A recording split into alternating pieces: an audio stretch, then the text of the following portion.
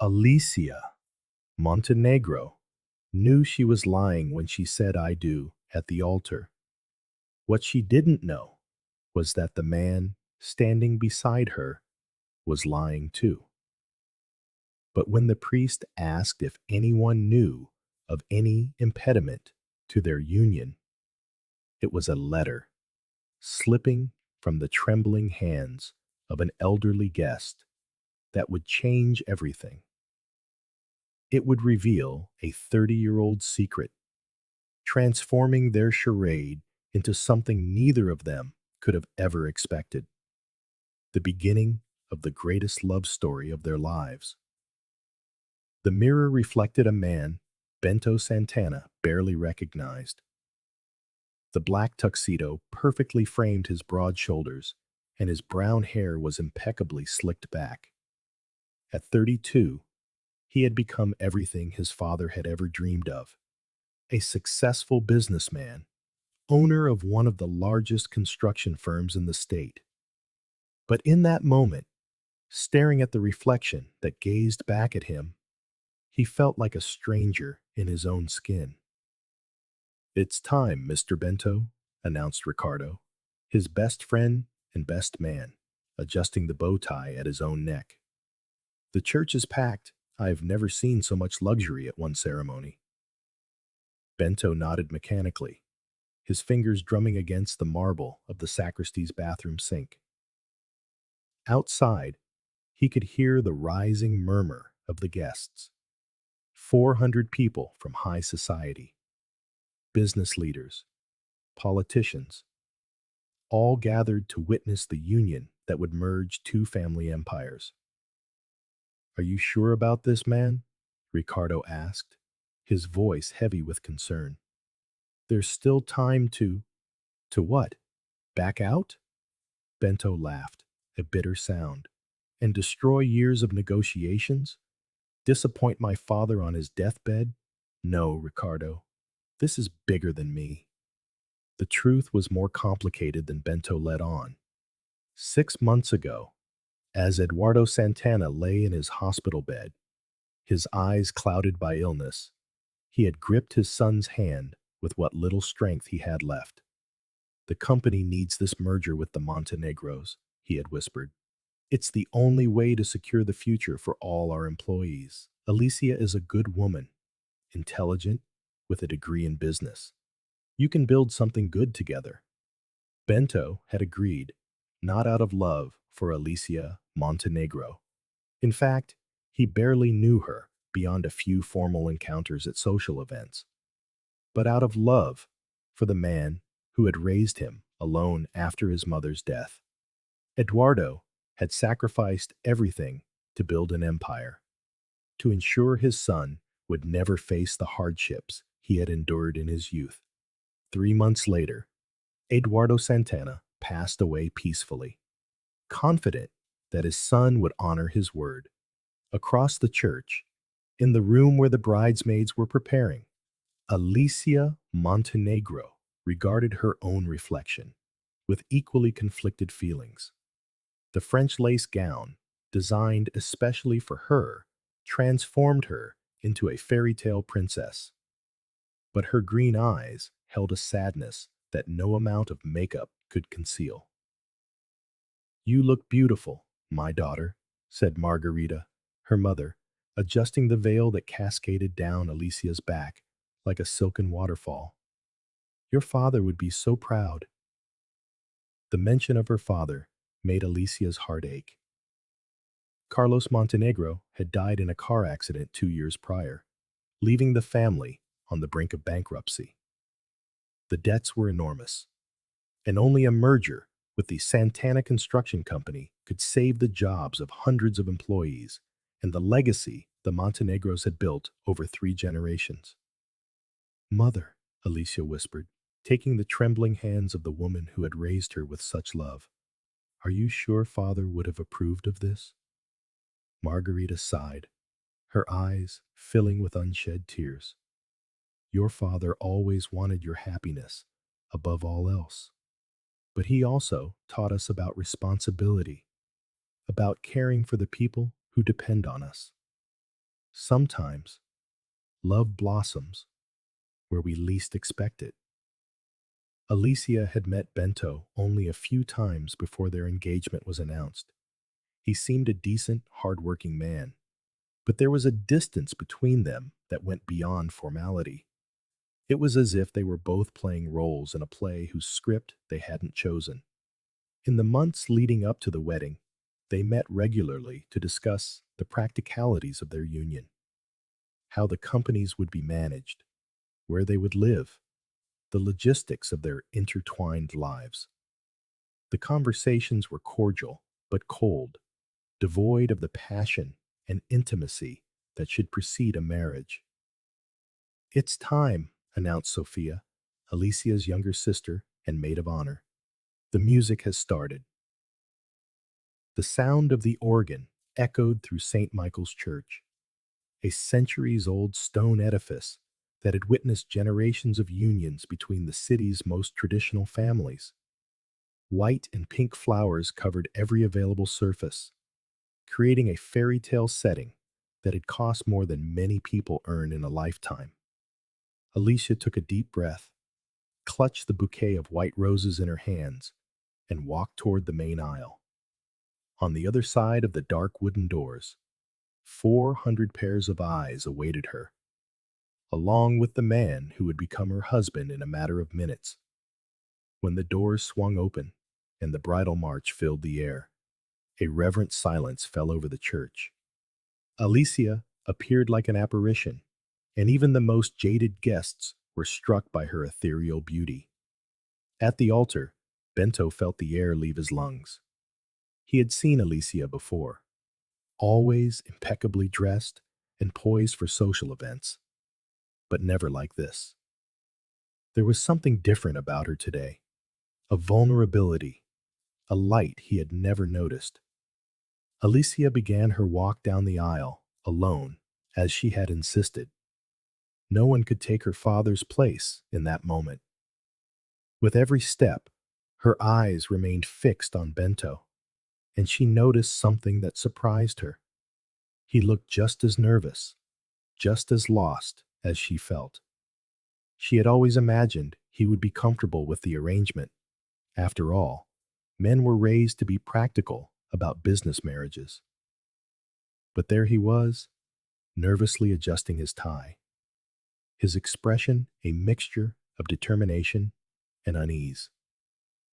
When she finally reached the altar and stood before him, their eyes met, truly met, for the first time.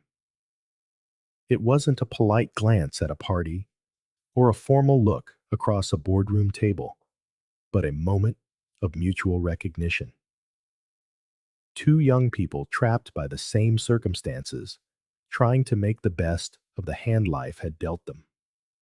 Father Miguel, an elderly priest who had known both families for decades, smiled warmly at the couple. "Dearly beloved, we are gathered here today to celebrate the union of Bento and Alicia in holy matrimony. Marriage is one of the most sacred institutions created by God, a bond not to be entered into lightly." The priest's words seemed to echo with an extra weight. Bento could feel the gaze of his stepmother, Conceição, who had married his father shortly before his death. She had never liked the idea of the arranged marriage, believing Bento deserved to find true love, just as she and Eduardo had in their final years. Alicia, meanwhile, was acutely aware of her mother in the front row, her hands clasped in silent prayer. She knew Margarita carried a tremendous guilt for putting her daughter in this position, but she also knew there had been no other viable option. Marriage was established for the well-being and happiness of mankind, the priest continued, his voice reverberating off the stone walls, so that husband and wife might find in each other companionship, support, and enduring love. The irony of the words was not lost on either of them. They were here for duty, for responsibility, for love of their families, and the employees whose livelihoods depended on this union. but love for each other? That was an unknown that hung heavily over them. If anyone knows of any reason why these two should not be wed, the priest intoned the traditional question. Let them speak now, or forever hold their peace. The silence that followed was absolute, so profound one could almost hear the wind whispering through the century-old stained glass windows. Bento felt a moment of vertigo, a last chance to retreat, to admit this was a monumental mistake. But then he looked at Ricardo, who gave him an encouraging nod, and he remembered his father's words. Alícia, too, felt the temptation to break the silence, to declare that this was a farce, that two people should not marry without love. But then she saw her mother, smiling at her through tears, and she thought of her family's employees, who depended on this merger for their jobs. The moment passed, and the priest continued. Bento Eduardo Santana, he turned to the groom. Do you take Alícia to be your wife? Do you promise to love and respect her, in joy and in sorrow, in sickness and in health, for richer, for poorer, for all the days of your life? Bento swallowed hard, his voice emerging hoarser than he intended. I do. Alícia Margarita Montenegro. The priest turned to her. Do you take Bento to be your husband? Do you promise to love and respect him, in joy and in sorrow, in sickness and in health, for richer, for poorer, for all the days of your life? Alícia felt tears well in her eyes, but not of joy. I do, she murmured, her voice almost inaudible. As Ricardo presented the rings, both engraved with their intertwined initials, Bento took Alicia's hand for the first time. Her skin was soft and delicate, and he noticed she was trembling slightly. For an instant, he felt a wave of protectiveness, an unexpected desire to reassure her. Alícia, in turn, was surprised by the firmness and warmth of Bento's hand. There was a comforting solidity in his touch, a strength that made her feel less alone in that surreal moment. With this ring, I thee wed, Bento said, sliding the white gold band onto her finger. And I promise to be faithful to you for all my life. With this ring I thee wed, Alícia repeated, placing the matching ring on his finger. And I promise to be faithful to you for all my life. The priest smiled and raised his hands. By the power vested in me, by the church and the state, I now pronounce you husband and wife. Bento, you may kiss the bride. It was then that the first truly unexpected moment of the day occurred. As Bento leaned in for the ceremonial kiss that would seal their union, Alícia lifted her eyes to his, and for a fraction of a second, time seemed to stop. It wasn't passion they saw in each other's eyes, but something just as powerful, recognition. Two souls who had been pushed in this direction by circumstance, but who might, just maybe, find a path forward together. The kiss was gentle, respectful, but it held a subtle promise, not of immediate love, but of possibility. When they parted, both were slightly flushed, and there was a moment of mutual surprise at the unexpected sweetness of that first contact. The guests erupted in applause. Rose petals fluttered through the air, and the organ resumed its triumphant music. But for Bento and Alícia, the world around them had temporarily faded away. Walking back down the aisle as husband and wife, their hands still joined, they both carried the same silent question. Could this small glimpse of connection blossom into something more? Or were they doomed to a life of polite cordiality and emotional distance? The answer to that question would begin to reveal itself before the end of that extraordinary day, when an unforeseen incident would completely change the course of their lives and force them to confront feelings they didn't even know they had. The reception was held in the gardens of the Montenegro mansion, a historic estate that had witnessed generations of high society festivities. Fairy lights strung through ancient trees created a magical ambiance, while round tables adorned with lavish floral arrangements seated the city's most important guests. Bento adjusted his tie for the 10th time in an hour, watching his new wife greet guests with the natural grace of someone raised for this world. Alícia smiled and chatted animatedly, but he was beginning to notice the small signs of tension. The way she would slightly purse her lips between conversations. The way her fingers would nervously tap against the skirt of her dress when she thought no one was looking. Thinking of making a run for it?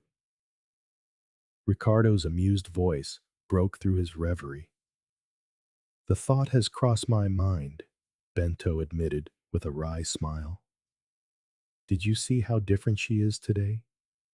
During all the wedding prep, she always seemed so controlled, businesslike, so cold. But today she's as nervous as any other bride, Ricardo finished, lighting a cigar. Man, you two barely know each other. It's natural you're both discovering new things. Across the garden, Alicia was having a similar conversation with her sister, Sophia. Have you noticed the way he keeps watching you? Sophia whispered, as they pretended to admire the floral centerpieces. It's not a look of possession or obligation. It's curiosity, like he's trying to figure you out.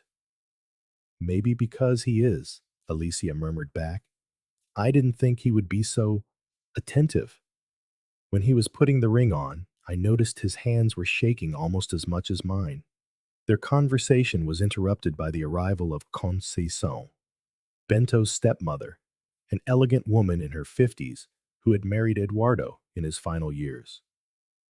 Alicia, my dear, Conceição said, embracing her warmly. You were radiant at the ceremony. I'd like to have a word with you when you have a moment. Something in Conceição's tone made Alicia frown slightly. Of course, Dona Conceição. Right now? Perhaps it would be better if we spoke in private. Sophia, would you excuse us for a moment? The two women moved to a more secluded part of the garden, away from the murmur of the party. Conceição seemed to be wrestling with some inner conflict, her hands clasped tightly. Alicia, she began, her voice hesitant, there is something I must tell you about Bento. Something he doesn't know that I know. Alicia's heart began to race. What do you mean? Conceição took a deep breath. In Eduardo's final months, when he was very ill, I often stayed up through the night to care for him. One of those nights, I overheard a conversation between him and Bento, one I was not meant to hear. Alicia waited in silence, feeling as though the ground was about to shift beneath her feet once more. Eduardo was worried, Conceição continued, not just about the merger, but about Bento's happiness. He told his son that he had made some discreet inquiries about you. He knew you had refused 3 marriage proposals in the last 2 years, always claiming you weren't in love. That's true, Alicia admitted in a near whisper. Eduardo said he respected that. He admired a woman who put love before convenience. And then, he said something that shocked me. He said he hoped Bento would find in you not just a business partner, but someone who could truly love him. Why? Conceição paused, as if the words were difficult to say. Why what? Why would he say that? Alícia pressed. Because Bento had never truly been in love. Eduardo was worried that his son was sacrificing not only for the business, but also his chance at finding real love. He cried that night, Alícia. He wept at the thought that he might be condemning his own son to a life without passion. Conceição's words hit Alícia like a punch to the gut. For all these months, she had assumed Bento was comfortable with their arrangement, that for him it was just another business transaction. It had never occurred to her that he, too, might be sacrificing his own romantic dreams. "Why are you telling me this?" Alícia asked, her voice thick with emotion. "Because I saw the way you two looked at each other at the altar today. There is something there, Alícia. It may not be love at first sight, but there is a connection." Eduardo would have been happy to know that perhaps his last wish was coming true. Before Alícia could respond, the sound of raised voices from the main party area drew their attention. They hurried back to the main garden to find a scene that would make this a wedding no one would ever forget. Dr. Fernando Aguiar, one of the most respected guests and a friend of the Montenegro family for decades, stood in the center of a circle of people, visibly agitated. In his hands, he held a yellowed envelope. "This changes everything," he was saying to Margarita, who had gone deathly pale. "I found it among the papers Carlos left for me to organize. He asked me to deliver it only if something happened to him. But after the accident, I was so devastated I completely forgot.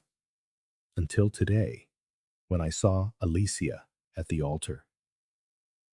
Bento had approached the group, his brow furrowed with concern. "What's going on?"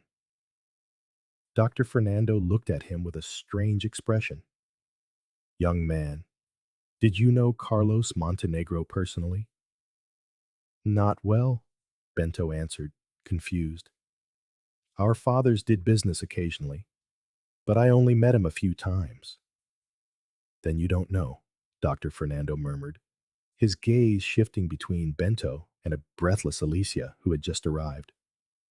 "Carlos asked me to deliver this letter if anything happened to him. It's addressed to, well, to you, Bento." The garden fell into an absolute silence. Even the waiters paused, sensing that something momentous was about to unfold. With trembling hands, Bento took the envelope. It was sealed, his name written in Carlos Montenegro's elegant script. With all eyes fixed upon him, he carefully opened it and pulled out several sheets of paper. As he read, his expression shifted dramatically. Confusion gave way to shock, then to disbelief, and finally, to an emotion so intense he had to steady himself on a nearby chair. "This can't be possible," he whispered. Alícia moved to his side, her heart pounding in her chest. "Bento, what does it say?" He lifted his eyes to hers, and she saw they were filled with tears. "Alícia, your father. He knew my father far better than any of us imagined." His voice choked with emotion. Bento began to read excerpts from the letter aloud. "My dear Bento, if you are reading this, it means I am no longer here to tell you the truth I have kept for over 30 years. Your father, Eduardo Santana, was the most honorable man I have ever known, and you have the right to know how our friendship began." Bento paused, looking at the stunned faces around him before continuing. "When we were young men, Eduardo and I competed for the heart of the same woman, your mother, Isabel. We were both madly in love with her, but she chose Eduardo. I was angry, jealous, and I made the greatest mistake of my life. I tried to sabotage Eduardo's business to prove he was unworthy of her." A shocked murmur rippled through the guests. Alícia instinctively took Bento's hand, feeling him tremble. "The plan failed," Bento continued reading, and I nearly drove my own company into bankruptcy. Eduardo found out everything. But instead of destroying me, as I deserved, he saved me. He used his own savings to help me rescue the Montenegro company, and he never, not once, called in that debt or held my mistake over my head. Tears were now streaming freely down Bento's face, and Alícia felt her own eyes well up. Later, when Isabel died in childbirth, I was the one who looked after Eduardo's business while he was consumed by grief. It was the least I could do for the man who had shown me the true meaning of forgiveness and friendship. We spent decades working together discreetly, always as silent partners, never letting our families know the depth of our connection. Bento looked directly at Alícia before reading the final part. Now, our companies are in trouble for different reasons, and I see an opportunity to honor the memory of our friendship in a way Eduardo would have approved. If something should happen to me before I can arrange this properly, I want you to know that the merger of our companies is not just a financial necessity. It is the fulfillment of a dream for two families who have always been connected by fate, and there is more, Bento said, his voice barely a whisper. He says, I have watched you grow up, Bento, just as Eduardo watched Alícia grow. You are more alike than you know. You both put family above all else. You both carry the weight of responsibility on your shoulders. You both deserve to find the happiness your parents found. If fate allows you to truly know each other, I believe you will discover that love is sometimes born not of sudden passion, but of deep understanding and mutual respect. The silence that followed was heavy with emotion. Guests who had come, expecting a formal business ceremony, were now witnessing something far more profound, the unveiling of a secret, decades-long friendship that had bound two families in ways they had never imagined. Alícia stared at Bento with a new understanding. So our fathers were best friends, he finished, his voice filled with awe.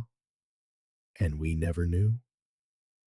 Margarita approached them, tears flowing freely down her face. Carlos mentioned Eduardo sometimes, she said softly, but I never understood the depth of their bond. Now, it all makes sense. Why he always spoke of Eduardo with such respect. Why he insisted you would be perfect for Alícia. Dr. Fernando cleared his throat gently.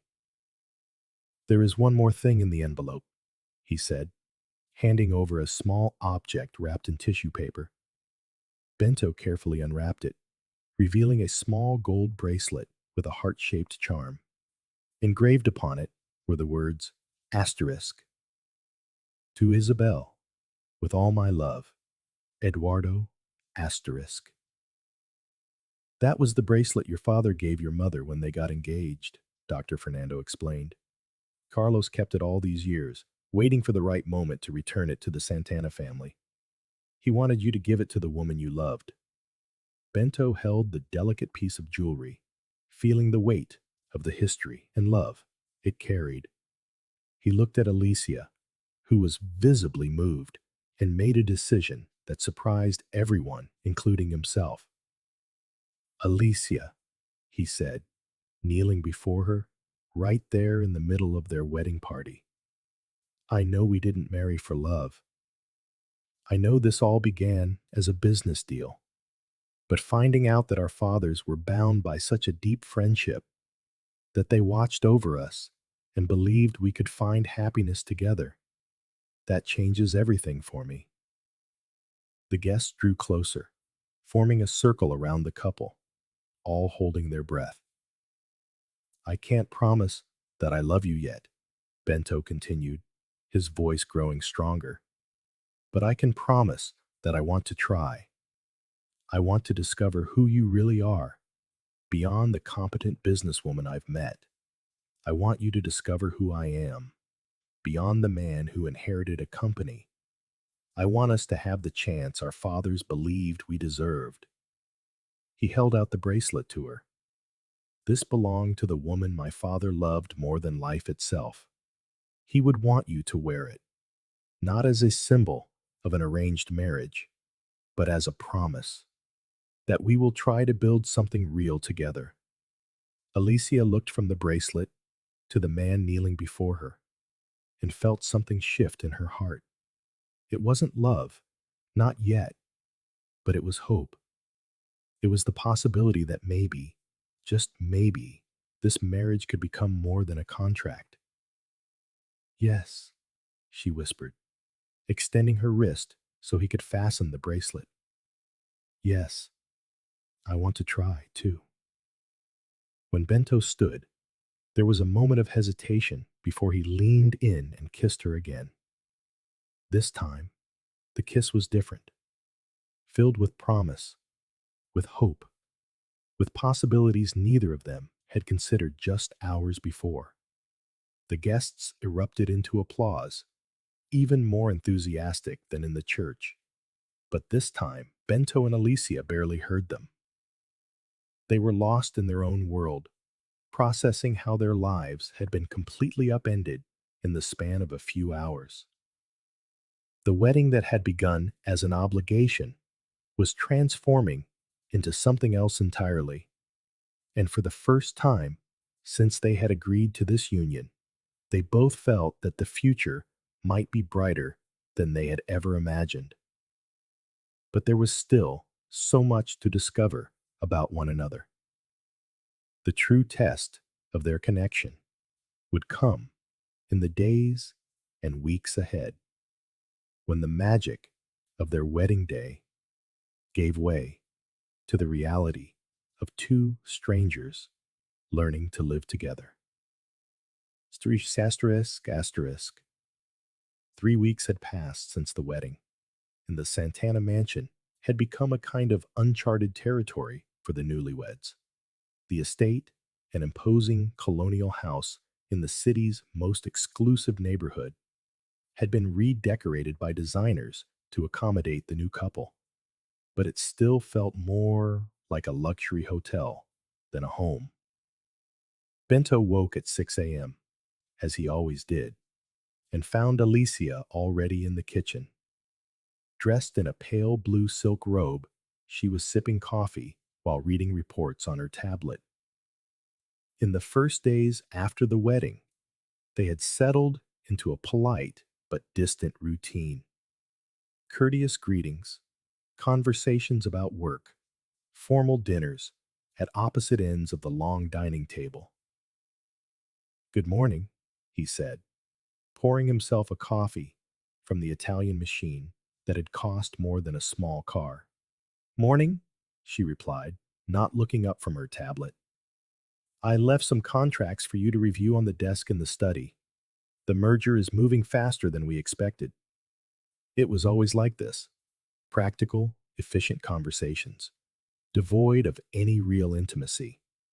They had both retreated into their work as a safe zone, a familiar territory where they knew how to act. Bento took a sip of his coffee and watched Alicia discreetly. Even early in the morning, with no makeup and her hair pulled back in a casual bun, she was beautiful. But there was something else that had caught his attention over the past few days. Small gestures that revealed facets of her personality he had never noticed. The affectionate way she spoke to her mother on the phone each morning, or how she left little thank you notes for the housekeeper, Donna Rosa. Just last night, he'd passed by her study and overheard her on the phone. He later found out she had been talking to a former employee from the Montenegro company who was facing financial hardship, and Alicia was quietly arranging for help. "Alicia," he said impulsively, "would you like to have lunch together today? Not to discuss business," he added quickly, seeing her look of surprise. "Just to talk." She paused, the tablet forgotten in her hands. "Talk about what?"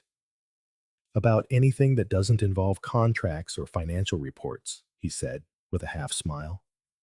I realize we've been living in the same house for 3 weeks, and I still don't know what your favorite food is, or if you like music or movies, normal things that husbands and wives know about each other.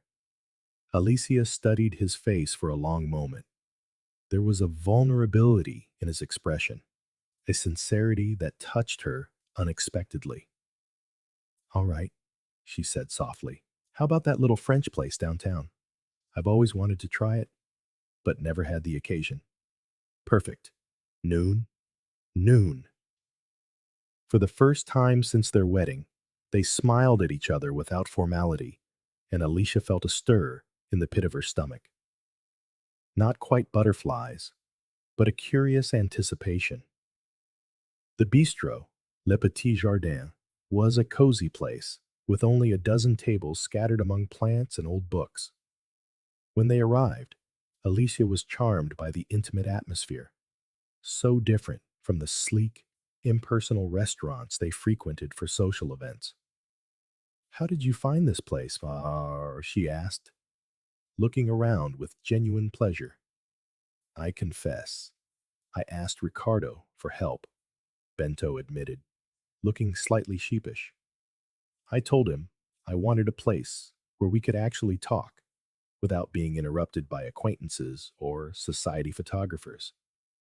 His honesty was a pleasant surprise. Asterisk. Thank you for that, she thought. Asterisk. Sometimes I feel like I haven't had a moment of privacy since we got engaged. They ordered their food. Alícia chose the coq au vin, and Bento opted for the bœuf bourguignon. For the first time in weeks, the silence between them wasn't uncomfortable. Then, Bento spoke, nervously fiddling with his napkin. Favorite food? Alícia laughed, a genuine sound he realized he'd never heard before. You're going to laugh at me. Try me. My favorite food in the entire world is the grilled ham and cheese sandwich my grandmother used to make when I was little. Nothing fancy, nothing gourmet, just sliced bread, simple cheese and ham, grilled in a pan until it was golden brown. Why would I laugh at that? Bento asked, genuinely curious. It sounds delicious. Mine isn't very elegant either. It's feijoada. My mother used to make it on Sundays when I was a kid, and after she passed away, our gardener, Seo Joao, took over the tradition. He still makes it for me every now and then. Were you very close with her? Your mother? The question was asked so gently that Bento felt comfortable sharing. Very. She died when I was 8, so my memories are fragmented, but incredibly vivid. I remember her reading to me at night, teaching me how to play the piano. She played beautifully. I still have her piano at home. I didn't know you played the piano, Alícia said. Her interest piqued. I don't. Not anymore. I stopped after she died. My father tried to convince me to continue, but I couldn't. Every note reminded me of her. Alicia's heart ached at the sadness in his voice. Maybe one day you could try again, not to forget your mother, but to honor her. Bento looked at her, surprised. No one had ever suggested that before. Everyone had always respected his decision to abandon the instrument, but they had never offered a different perspective. And you? He asked, changing the subject. What was your relationship with your father like? Alicia's face lit up.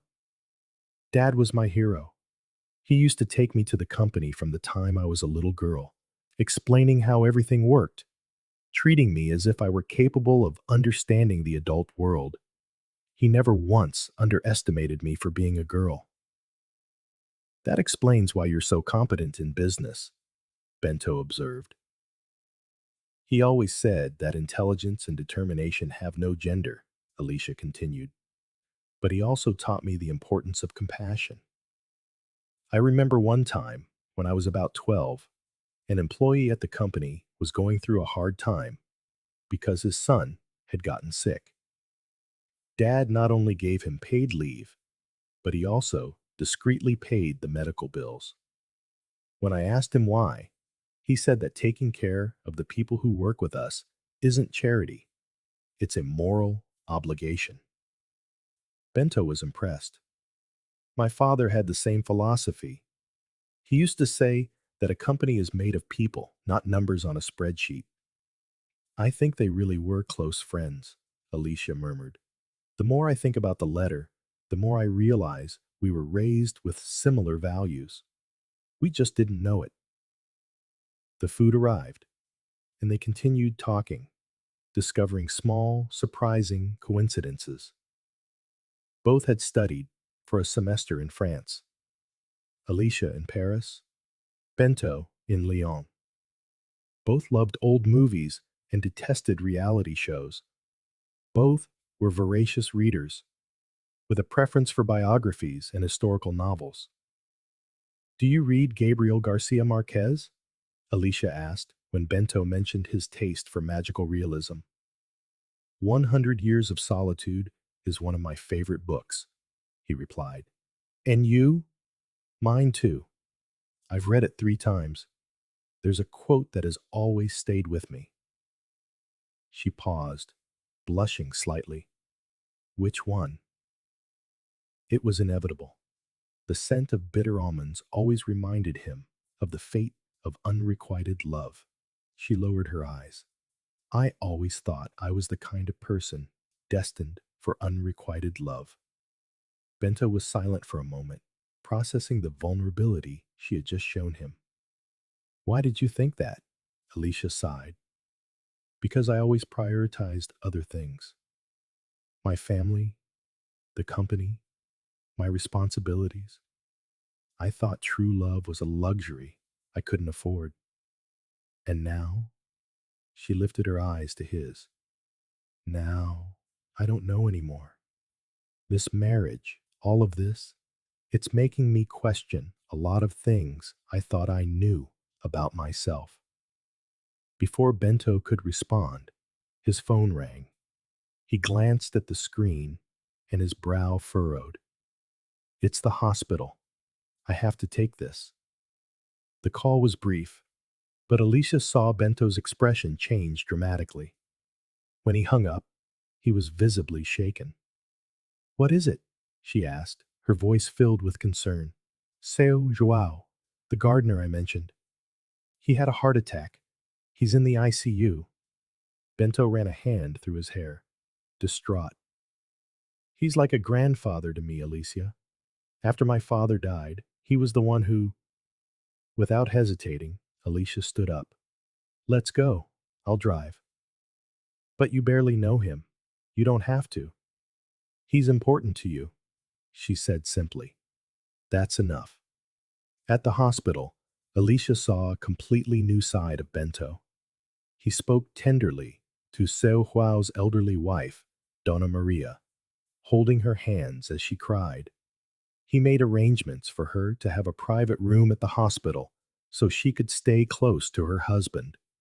He spoke with the doctors not as the powerful CEO he was, but as a worried son. So João raised me as much as my father did, he explained to Alícia as they waited for news. When I was a teenager, angry at the world for not having a mother, he was the one who taught me how to shave, gave me advice about girls, and consoled me after my first heartbreak. He sounds like a very special person. He is. And I've never really told him that. I always just assumed he knew. But Alícia impulsively took his hand. You'll get the chance to tell him. He's going to be okay. Bento looked down at their intertwined hands, then up at Alicia's concerned face. Thank you for being here, for caring about something that's important to me. That's how it should be, she said softly, between people who care about each other. They sat in silence, hands clasped, and for the first time, they felt truly united, not by obligation or convenience, but by genuine choice. When the doctor finally emerged from the ICU with good news, Joao was stable and out of immediate danger. Bento hugged Alícia impulsively. She returned the embrace with equal intensity. "He wants to see you," the doctor told Bento, "but only for a few minutes." Bento found Joao pale, but conscious, connected to several machines, but with the same sparkle in his eyes. "Boy," the old man whispered with a weak smile, "your wife is a jewel. She's been here all day, taking care of Maria, as if she were family." Bento glanced through the ICU window and saw Alícia chatting with Dona Maria, making the old woman laugh even amidst her worry. "She is special," he agreed. "You're falling for her, aren't you?" João stated. It wasn't a question. Bento was about to deny it, but he stopped. Looking at Alícia, the woman who had abandoned her own commitments to stay with him, who had treated an elderly stranger like her own family, who had held his hand when he needed it most, he realized that perhaps João was right. "Maybe I am," he admitted quietly. "Good," João smiled. "Your father would be happy. He always said you'd recognize your match when she arrived, even if she didn't arrive in the way you expected." Later that night, as they drove home, the atmosphere between them had subtly shifted. It wasn't love, not yet, but it was something far deeper than the polite cordiality of the past few weeks. "Thank you for today," Bento said as they reached the door to Alicia's room. "You don't have to thank me," she replied. It was good to get to know that part of you, to see who you are when you're not being the CEO." They stood there for a moment, too close to be casual, too far to be intimate. "Alícia," Bento said softly, "would you have dinner with me tomorrow? Not at a restaurant, not as a social obligation. Just the two of us, here at home. I can cook." "You can cook?" she asked, surprised. "Sojuan taught me a few things," he admitted with a smile. "Nothing sophisticated, but it's edible." "I'd love that," she said, and realized she meant it. When they parted that night, each retreating to their own room as they had since the wedding, they both carried with them the sense that something important had changed, not just in how they saw each other, but in how they saw the possibility of a future together. Love hadn't arrived yet, but for the first time, they both began to believe that it could. And that possibility, as fragile and new as it was already beginning to transform their marriage of convenience into something that could become far more precious. The dinner Bento had promised took place on a rainy Tuesday in April. Alícia arrived home after a particularly difficult day of meetings to find the house transformed. The formal lights of the dining room had been replaced by candles, and soft music was playing on the stereo. Chopin, she recognized, surprisingly romantic for a man who claimed he hadn't played the piano in decades. "You're just in time," Bento said, appearing in the kitchen doorway with an apron tied around his waist and a slightly nervous expression. "I hope you like mushroom risotto." "You made risotto?" Alícia asked, genuinely impressed. "That's not exactly beginner's food." "João taught me. He used to say that a man who can't cook for a special woman doesn't deserve to have her," Bento replied, then blushed slightly at his own words. "I mean, I understand," Alícia said softly, touching his arm. "And this is lovely." Over dinner, they talked about everything and nothing. Books they were reading, places they wanted to visit, childhood memories. Alícia told him about the time she ran away from home at age 7 because she wanted to live with the horses on her grandfather's farm. Bento laughed as he described how he tried to impress a girl in high school by learning to skateboard, only to break his arm in the process. Were you a rebel when you were a kid? Alícia asked, playing with her wine glass. Not exactly a rebel. Lonely, maybe. After my mother died, I closed myself off. My father tried to include me in everything, taking me to the company, to social events, but I always felt like an actor playing a part. And now, do you still feel that way? Bento looked at her from across the table, the candlelight creating dancing shadows on his face. Less, especially when I'm with you. It's strange, but I feel more like myself than I have in years. Alicia's heart beat a little faster. I know exactly what you mean. I was always the responsible daughter, the one who never caused trouble, who always made the right choices. But sometimes I wonder who I would be if I'd had the freedom to make the wrong ones. What kind of wrong choices? Bento asked, leaning forward slightly. Oh, I don't know. Traveling the world with no plan? Learning to play the guitar? Dancing in the rain? She laughed at herself. Silly things, probably. They're not silly, Bento said seriously. They're things that make you happy. That's never silly. After dinner, they moved to the living room, where his mother's piano occupied a corner, draped in a dark blue velvet cloth. You really don't play anymore? Alícia asked, her gaze fixed on the instrument. Not in 24 years. May I see it? Bento hesitated, then nodded. Together, they removed the cloth, revealing a magnificent Steinway grand piano. Its ebony and ivory keys still gleaming despite years of disuse. Alícia ran her fingers delicately over the keys without pressing them down. It's beautiful. Your mother had wonderful taste. She used to say music was the language of the soul, Bento murmured. That when words weren't enough, music would speak for us. Maybe she was right. Alícia looked at him with an expression he couldn't quite decipher. Can I try? I promise I won't break anything. Bento nodded, and Alícia sat down on the piano bench.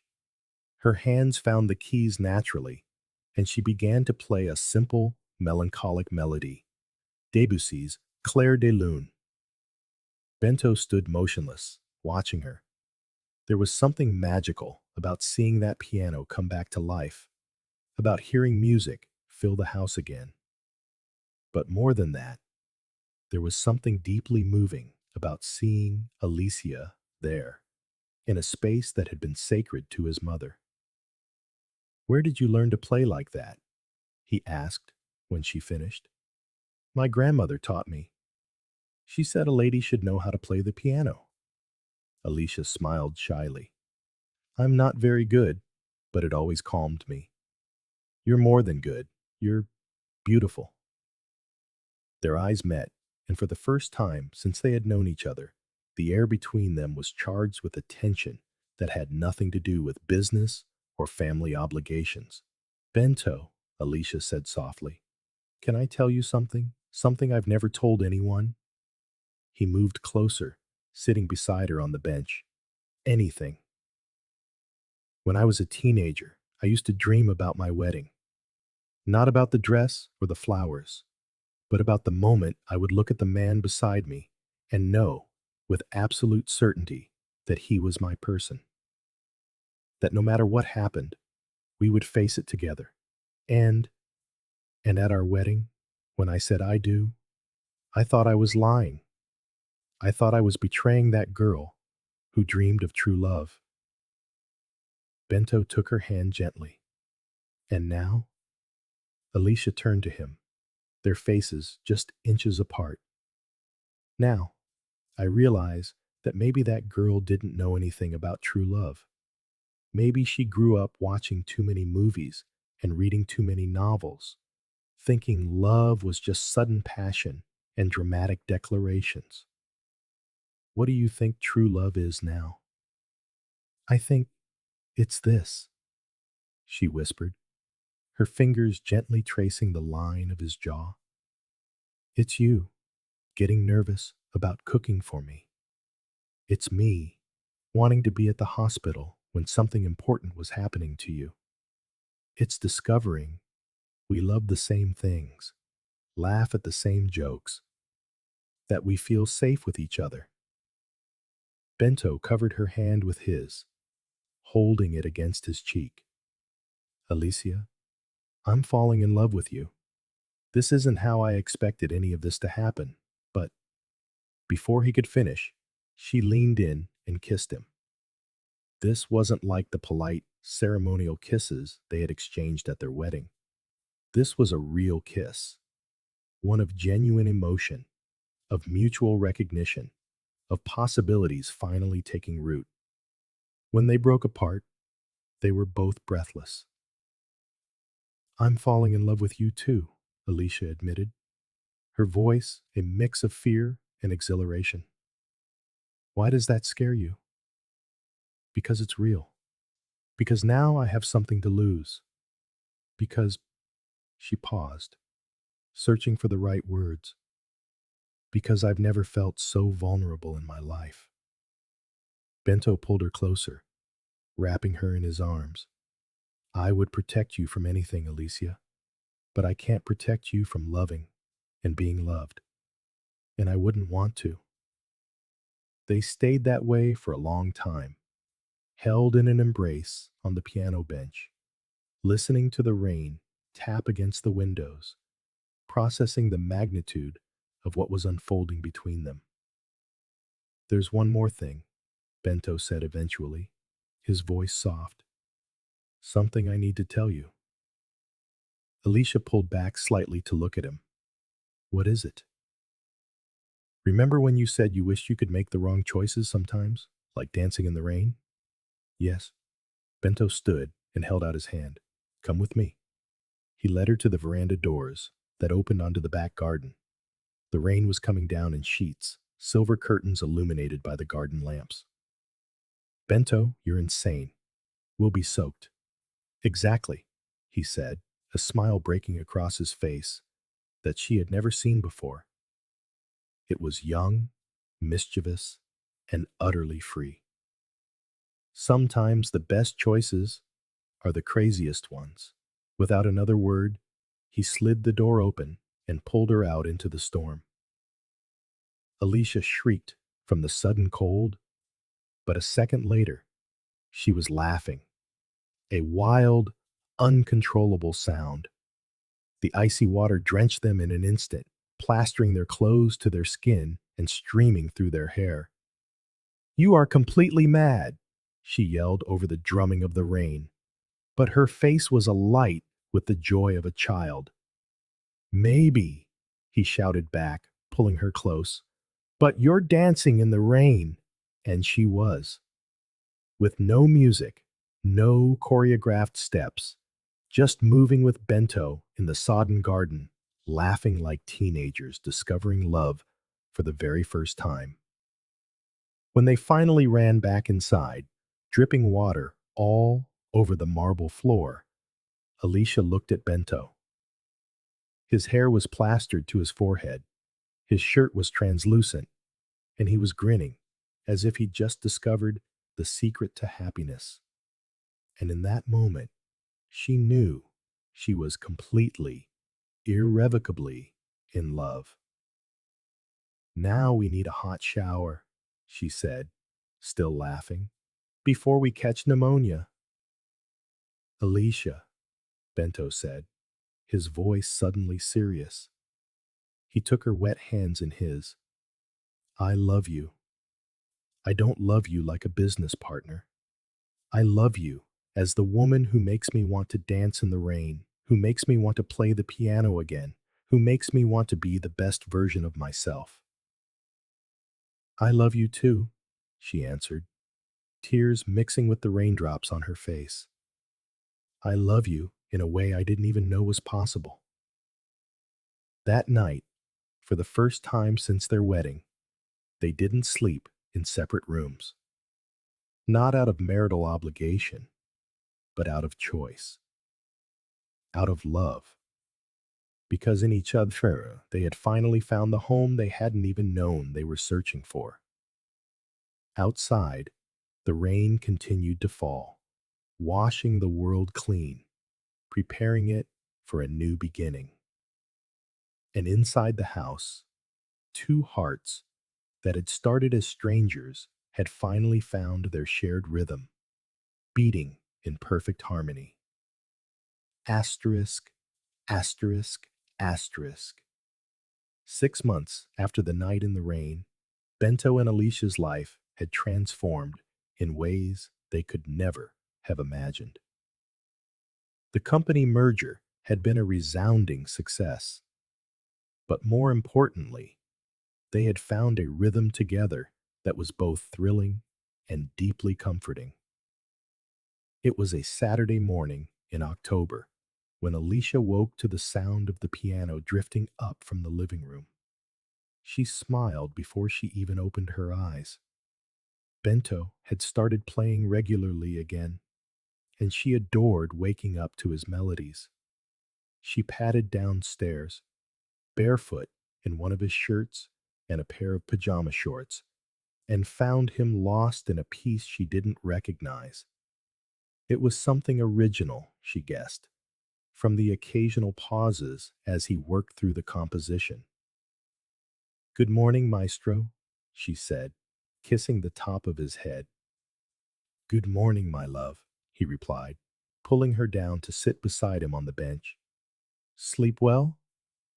"I always sleep well when you're with me." It was true. In the last few months, Alicia had discovered a sense of calm in Bento's presence that she had never known before. "What's that song? Is it new?" "I'm writing it," he said, a little shyly. "For you, actually. It's still a mess, but play it for me."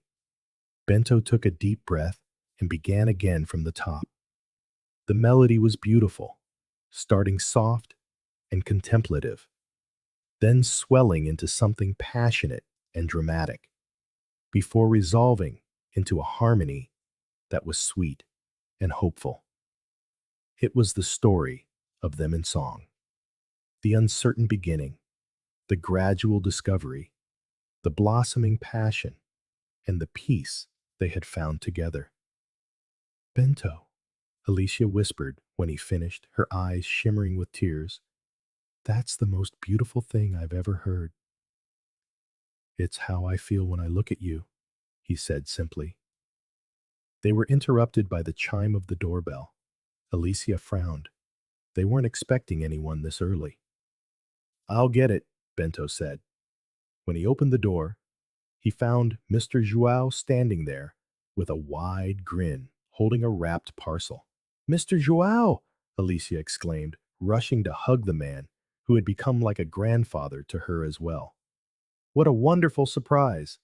I brought something for you," he said, his eyes twinkling with mystery. "Something I thought you should have." They sat in the living room as Mr. Joao carefully unwrapped an object that made them both gasp. It was an old framed photograph of two young men grinning at the camera with their arms slung around each other's shoulders. It was unmistakably Eduardo Santana and Carlos Montenegro in their early 20s. "I found this among your mother's old things," Mr. Joao explained to Bento. "It made me think she might have known about the friendship between your father and Alicia's." Alicia took the photo with trembling hands. "Look how young they were, how happy." "There's something written on the back," Mr. Joao prompted. Alicia turned it over and read aloud. "Eduardo and Carlos, 1985. Best friends forever. May our children one day find the happiness we have found in true friendship. Isabel." "My mother wrote this," Alicia murmured to Bento, her voice filled with wonder. "She knew. She wished this for us." Bento took the photo, his own emotions thick in his throat. It's like they were blessing us from the very beginning. There's one more thing, Mr. Joao said, pulling an envelope from his pocket. It came in the mail yesterday. The envelope was addressed to Maester and Mrs. Bento and Alícia Santana, in an elegant script neither of them recognized. Bento opened it carefully and pulled out a letter and a property deed. What is it? Alícia asked, peering over his shoulder. Bento began to read the letter aloud, his voice growing more astonished with every word. Dear Bento and Alícia, you do not know me, but I knew of you through the stories Eduardo and Carlos would share. My name is Francisco Aguirre, and I was a silent partner in several ventures with both of your fathers. It was only recently, as my own health began to fail, that I decided to honor a pact we made many years ago. Bento paused, looking at Alícia in bewilderment before continuing. You see, when we were younger, the three of us made a joint investment. We purchased a property in the Valley of the Mountains, a place we planned to develop when the time was right. Eduardo and Carlos always said that if anything were to happen to them, they wanted their children to have it, not as a business, but as a place where you could find peace and build a life together. Alícia gripped Bento's arm, both of them barely able to believe what they were hearing. The enclosed deed transfers the property to you both, free and clear. It is a 50-hectare farm, with a country house that Eduardo and Carlos renovated themselves on weekends. They called it the Refuge, and they always dreamed that one day their grandchildren would play there. I consider this my final duty to two of the finest men I ever knew. May you find in it the happiness they wished for you. Sincerely, Francisco Aguirre. The silence that followed was heavy with emotion. Tears were streaming down Alicia's face, and even Mr. Joao looked misty-eyed. A farm, Alícia whispered. They bought a farm for us. Not for us, Bento corrected softly. For their grandchildren. They believed so strongly that we would find love that they were already planning for our children's future. The word children hung in the air between them, shimmering with possibilities and dreams that had silently begun to take shape in their own hearts. Do you want to see it? Mr. Joao asked, his smile returning. I can take you there today, if you like. Yes, they said in unison, and then laughed at the timing. 2 hours later, they were driving along the winding roads that led into the mountains. The landscape shifted from urban sprawl to rolling green countryside, and a sense of peace settled in Alicia's chest. Look, Bento said, pointing to a lush valley that opened up before them. That's it. The property was even more beautiful than they had imagined. The main house was a rustic stone and timber home with sprawling verandas and large windows that captured the breathtaking mountain views. There was a small lake, groves of citrus trees, and open fields where horses grazed peacefully. It's perfect, Alícia murmured, stepping out of the car and breathing in the crisp mountain air. It's like a dream. They explored the house, which had been impeccably maintained by a local caretaker. Every room was filled with rustic, comfortable furniture, stone fireplaces, and a large kitchen with a table big enough for a whole family. In the master bedroom, they found one last surprise: 2 letters left on the bed. The first was in Eduardo's handwriting. My dear son, Bento read aloud, if you are reading this, it means you have found your way here with the woman you chose to love. Carlos and I built this place as a symbol of our friendship and a gift to the future. May you and Alícia create memories here as precious as the ones we had building this refuge. With all my love and blessings, Dad. There's more, Alícia said, recognizing her own father's script on the second letter.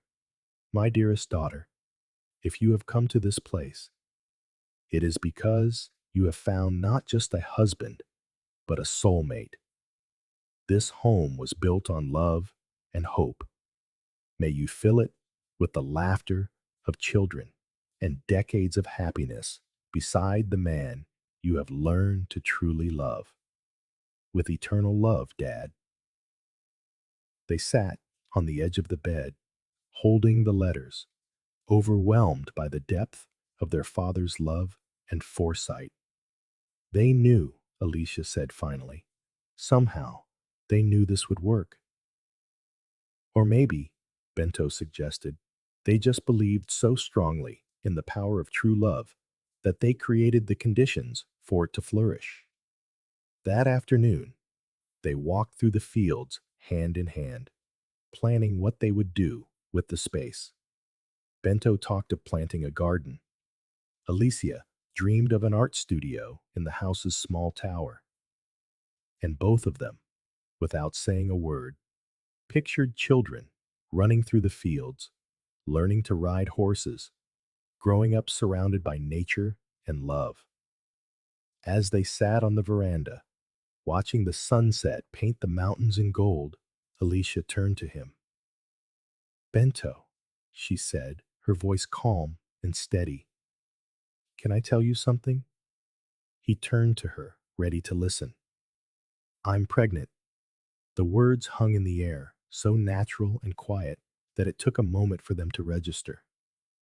When they did, Bento's face transformed with an expression of pure, unadulterated joy. Pregnant? Are you serious? How long have you known? I confirmed it yesterday, she said, smiling through happy tears. I was going to tell you tonight, but finding this place, reading our father's letters about grandchildren, it felt like the perfect moment. Bento kissed her with an intensity that left them both breathless. I love you, he said against her lips. I love you so much. It hurts sometimes. And now, she completed, we're going to have a baby to love together.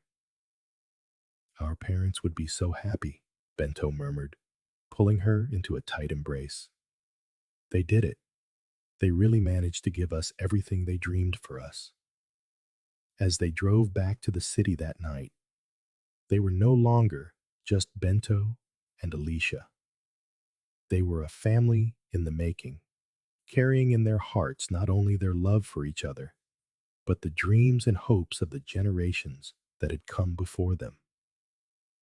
Asterisk, asterisk, asterisk, asterisk. 3 years later. Asterisk. The sound of a child's laughter echoed from the fields of the refuge, bright and clear in the afternoon sun. Alícia watched from the veranda as Bento chased their 2-year-old son, a whirlwind of dark hair and boundless energy, through the tall grass. The melody Bento had written for her so long ago often drifted from the house, a constant soundtrack to their life. Their parents' dream had not just been a gift, it had become their reality. It was a legacy of love, written in a photograph, built in stone and timber, and now living and breathing in the laughter of their child. Their story, which had begun as a contract, had become the truest kind of fairy tale, one they were still writing together every single day. It was a sunny spring morning on the farm when little Isabel Santana, affectionately called Isa, took her first wobbly steps between the arms of her father and mother on the lawn. At 15 months, she had her mother's green eyes and her father's mischievous smile, and she was already showing signs of a determined personality. Come, my princess, Alícia encouraged, kneeling a few feet in front of Bento. Come to mommy. Issa giggled and staggered bravely toward her mother's open arms, prompting a burst of applause from the proud grandparents watching from the porch. Conceição, Margarita, and João, who had officially become the child's adoptive grandfather. She has her mother's adventurous spirit, Bento said, kissing the top of Alicia's head as she swept Issa into her arms. And her father's stubbornness, Alícia retorted with a smile. The farm had truly become a home over the last 3 years. They spent their weekends there regularly, and it was their preferred retreat for holidays. Bento had built the art studio Alícia had dreamed of, and she had planted the vegetable garden he had always wanted. But more importantly, they had filled the place with love, laughter, and memories that would last a lifetime. Papa, Mama, Issa babbled, one of the few words she could already pronounce clearly. Yes, my love, they answered in unison, then laughed at the coincidence. Something that still happened regularly, even after all their years together. That night, after Isa had fallen asleep in her crib in the room next to theirs, Bento and Alícia sat on the porch, watching the stars and reflecting on the extraordinary journey that had brought them to this point. Sometimes I still can't believe it, Alícia said, nestled in Bento's arms. How is it possible that something that began as a business arrangement turned into this? I think our fathers knew something we didn't, Bento replied, kissing her hair. That true love doesn't have to start with passion. Sometimes it begins with respect, grows with understanding, and blossoms with companionship. And sometimes, Alícia added, the universe conspires to bring together two people who are made for each other, even if they don't know it at first. They fell into a comfortable silence for a moment, listening to the sounds of the mountain night, crickets chirping, the wind whispering through the trees, and the soft breathing of their daughter sleeping in the next room. Bento, Alícia said eventually, there's something I want to tell you. I'm pregnant again. He pulled back slightly to look at her, his eyes shining in the dark. Really? Really? Issa is going to have a little brother or sister. My God, Alícia, he whispered, pulling her closer. We are so blessed. We are, she agreed. And you know what else? What? I think our fathers are up there, raising a glass and saying, we told you it would work. Bento laughed, picturing Eduardo and Carlos watching over them from somewhere, pleased with the success of their elaborate plan. They had been right about everything. About them, about love, about the future. And about one more thing, Alícia said, touching her still flat belly where their second child was growing. About the fact that the best love stories sometimes begin with the right people, at the right time, for all the wrong reasons. As they went inside to sleep that night, they passed by Issa's room and watched her sleeping peacefully, surrounded by stuffed animals and the framed photos of the grandfathers she would never meet in person, but whose love had made her existence possible. On the hallway wall hung a photograph they had taken on their first wedding anniversary. Not from the formal church ceremony, but from an intimate celebration they held for themselves a year later, when they could finally say, I do, with hearts full of true love. And beside it, in a special frame, was the sheet music Bento had composed for Alícia, with a handwritten dedication to my wife, my love, my best friend. May our song play forever. Some marriages begin with love and must learn commitment. Bento and Alícia's began with commitment and discovered a love deeper and more enduring than either of them had ever dreamed possible. And in that, perhaps, lay the most beautiful lesson of all, that true love is not just a feeling that happens to us, but a choice we make every day, a choice to see the best in each other, to grow together, and to build something greater than the sum of their individual parts. In the end, they had proven their fathers right about everything. That real love is built day by day, that family is life's greatest treasure, and that sometimes the best things come disguised as obligations we would rather avoid. And as they slept that night, wrapped in each other's arms in the bed, they had learned to share not out of duty, but by choice. Their wedding rings, those golden circles that had once symbolized only a contract, gleamed softly in the dark, now true emblems of a love that would last forever and a day. This story teaches us that true love takes many forms and can blossom in the most unexpected of places. Sometimes, what seems like an obligation or a sacrifice can, in fact, be the path to our greatest happiness. Love is not just an overwhelming emotion that happens asterisk to asterisk us.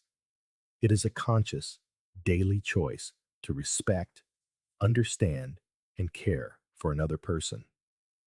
Bento and Alícia discovered that a love built on a solid foundation of mutual respect, shared values, and genuine commitment can be more enduring and profound than superficial passion.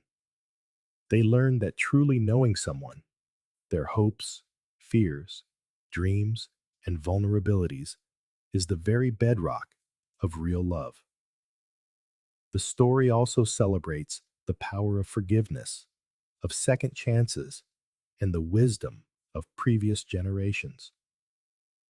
Bento and Alicia's fathers, through their secret friendship and careful planning, show us how genuine love always wants the best for those we hold dear, even when it requires personal sacrifice. Finally, the narrative reminds us that family, whether by blood or by choice, is life's greatest treasure, and that authentic human connections are what give our existence true meaning. True love is not about finding someone perfect, but about choosing to grow together with someone imperfect and building something beautiful from that shared journey.